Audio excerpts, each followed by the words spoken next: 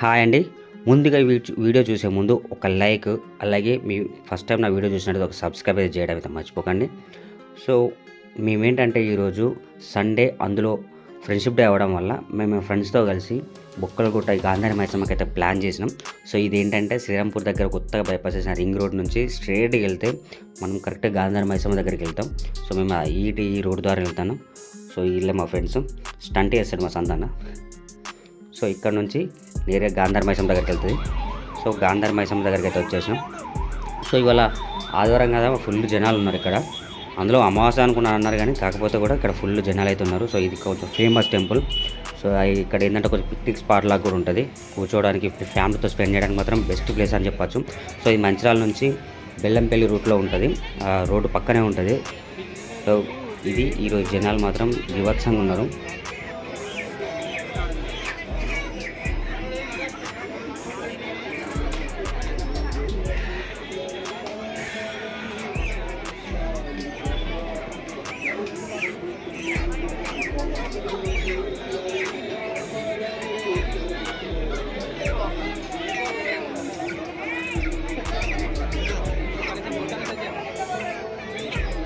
కింద అమ్మవారి దగ్గర, గాంధారి మైసమ్మ దగ్గర మా దర్శనం అంతే అయిపోయిన తర్వాత పక్కనే ఒక 4 కిలోమీటర్ డిస్టెన్స్లో మళ్ళీ ఈ బొక్కలగుట్ట అని ఉంటుంది. సో అక్కడ ఏంటంటే పురాతన కాలం సంబంధించిన విగ్రహాలు అక్కడ నాగదేవత ఉంటాయని చెప్పానంటే దాన్ని చూడడానికి మాత్రం మేము ట్రావెల్ చేసినాం.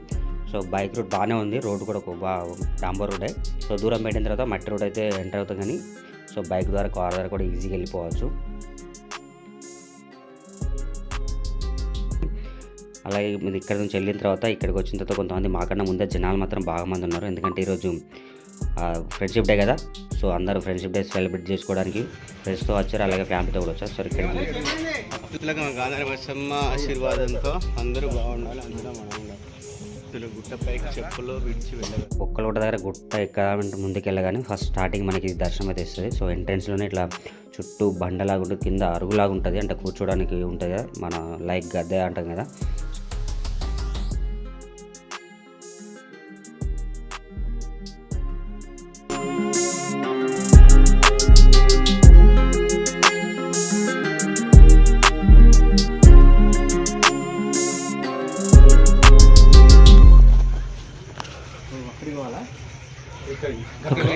కటు వేరుగా కాదు, ఇదే ఇది కాదు టెంపుల్ మరి అక్కడి కాదా, అటు కాదు.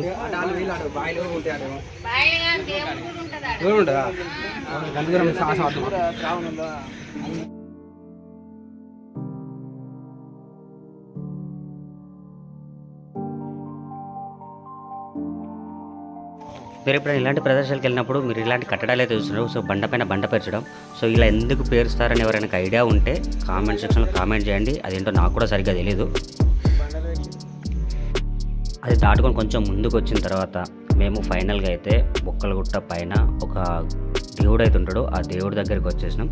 సో ఇదే దేవుడు ఎంట్రన్స్. మనకి ఇలా 2 బండల మధ్యలో ఒక వెరైటీ, అంటే మనం చూస్తే ఒక లొకేషన్ మాత్రం అదిరిపోద్ది. ఎందుకంటే నేను ఇంతవరకు అయితే చూడలేదు, ఇదే ఫస్ట్ టైం ఇక్కడికైతే రావడం.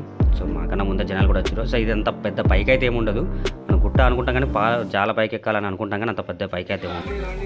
మీరు ఎక్కడైనా మీ ఊర్లో కానీ లేకపోతే ఎక్కడైనా ఏదైనా ప్లేస్లో కానీ ఇలాంటి కొండ ప్రాంతాల్లో దేవుడు ఉన్న ప్లేస్లోకి వెళ్ళినప్పుడు మీరు ఎప్పుడైనా గమనించరో లేదు ఒకసారి ఆలోచించండి. ఎందుకంటే ఈ కొండ దగ్గర ఆ పక్కన రౌండ్ షేప్లో కానీ స్క్వేర్ షేప్లో కానీ కొన్ని ఆకారాలు అయితే ఉంటాయి, ఆ బండకే ఉంటాయి. ఆల్మోస్ట్ మరి ఇంత హెవీ బండకి అది ఎట్లా చేసారో ఏం చేసారో తెలియదు, కానీ హోల్స్ అయితే ఉంటాయి మెనీ. అంటే ఇక్కడైతే చాలా హోల్స్ ఉన్నాయి, హోల్స్ కానీ స్క్వేర్ మోడల్లో కానీ ఉన్నాయి. అసలు అలాంటివి ఎందుకు ఉంటాయి అంటే దానికంటూ ఒక చరిత్ర అయితే ఉంటుంది కదా. సో అలాంటి చరిత్ర మీకు ఏమైనా తెలిసి ఉంటే ఒకసారి ఒక కామెంట్ చేయండి. ఎందుకంటే నాకు కూడా క్యూరియాసిటీ ఉంది, అలా అది ఎందుకు ఉంటాయని చెప్పి. నేనైతే ఇక్కడ కాదు, యాదగిరి గుట్టలో కూడా చూసిన, నార్మల్గా ఈ గుట్టలో కూడా చూసిన, అట్లా ఇక్కడ రామగిరి కిలా అని ఉంటుంది. సో అక్కడికి వెళ్ళినా కూడా ఇలాంటి హోల్స్ లాంటివి అయితే చూసిన.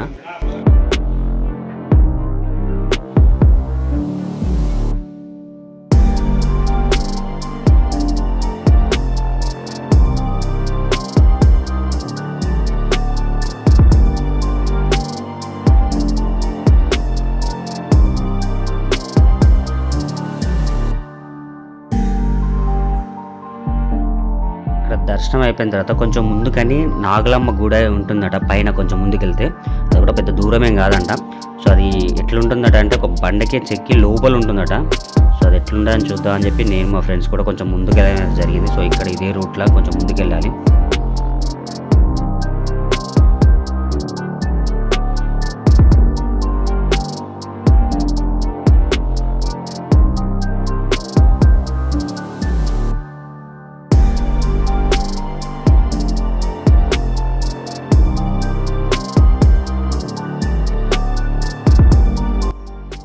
పక్కన కొండపైన ఎక్కినాం. కొండపైన ఎక్కి చుట్టూ వాతావరణం చూస్తే మొత్తం టోటల్ గ్రీనరీ ఉంది. ఎందుకంటే వర్షాకాలం కాబట్టి ఈ కొండ మధ్యలో చెట్లు కానీ వాతావరణం మాత్రం ఆకుపచ్చగా చూడడానికి మాత్రం కన్నుల విందుగా అంటారు కదా, మేబీ లైక్ అట్లనే ఉంది. కింద అక్కడక్కడ జనాలు కనబడతారు కదా, సో వాళ్ళంతా ఫ్యామిలీతో వచ్చి ఇక్కడ స్పెండ్ చేస్తున్నారు.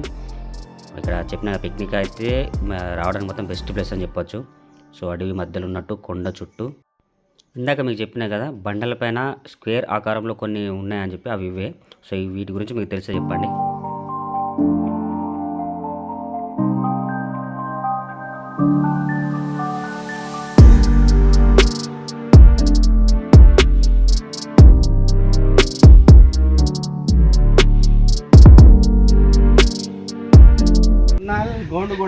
మున్నాలు గోండు శ్రీ నాగస్వామి. ఏంటి లోతుందా అమ్మని లోపల టెంపుల్ ఉన్నదిగా.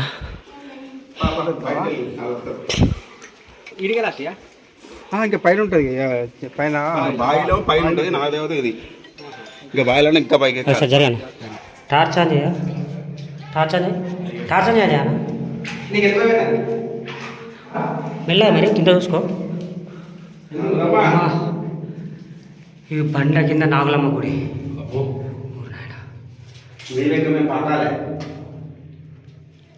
కంప్లీట్ కొట్టేటట్టు నేను ఇక్కడ మంచి పది ఆట నల్లమ్మ బ్రో. సాయంత్రం మొత్తం వెళ్ళేది మమ్మల్ని నన్ను కూడా ఇప్పుడు పూజ ఇక్కడ చివరిలో మాత్రం ఈ గుట్ట కిందనే లోపలనే ఒక నాగదేవత విగ్రహం ఉన్నది. అంటే ఆ గుట్టకి చెక్కు ఉన్నది అంటే పడగలతోని. లోపల శివుడు ఆ పడగ కింద శివుని విగ్రహం కూడా ఉన్నది. చూడడానికి బాగున్నాయి కానీ ఎక్కడైనా కొంచెం కష్టంగా ఉన్నాయి. జై హనుమాన్. ప్రతి గుట్టకు ఒక ప్లేస్కో చరిత్ర ఉంటుంది కానీ ఈ చరిత్ర మాకు ఇంకా తెలియదు.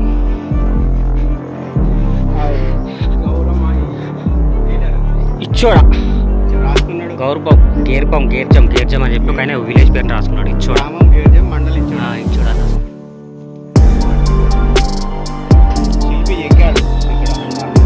అన్న నువ్వు చెప్పన్నా కానీ చెట్లు మాత్రం భలే ఉన్నాయి. ఈ గాంధారికల పైన గుట్ట పైకి వచ్చిన తర్వాత పైన కొలం లాగా ఉంటారట, అంటే సముద్ర బావులు అని అంటారట. సో అది చూడడానికి అయితే పైకి వెళ్తున్నాం.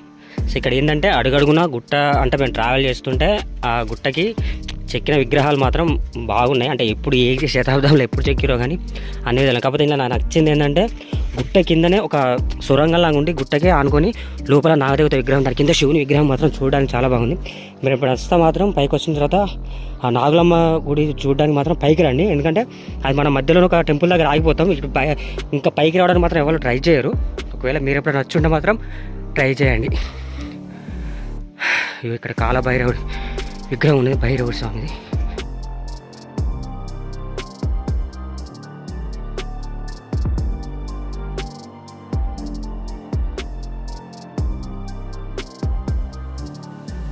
ఇలాంటి కొండలపైకి వెళ్ళినప్పుడు మనలాంటి వాళ్ళు చేసే పని ఏంటంటే ఇలా బండల మీద పేర్లు రాయడం. సో ఎవరు ఇష్టమైన వాళ్ళ పేర్లు రాసుకుంటారు, కొంత లవర్స్ పేరు, వాళ్ళ భార్యభర్తల పేర్లు, అలాగే ఫ్రెండ్స్ పేర్లు కూడా రాసుకుంటారు కదా.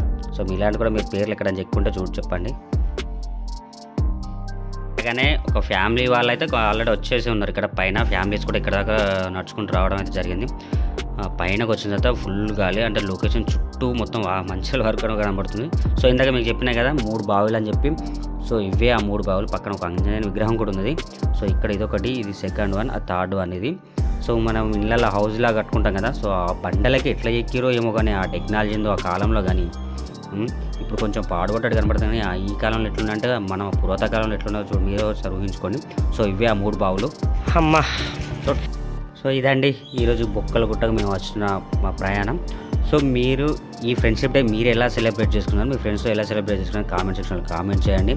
సో మీరు ఫస్ట్ టైం నా వీడియో చూసినట్టయితే సబ్స్క్రైబ్ చేయడం అయితే మర్చిపోకండి, ఒక లైక్ చేయండి, సబ్స్క్రైబ్ చేయండి. Thank you.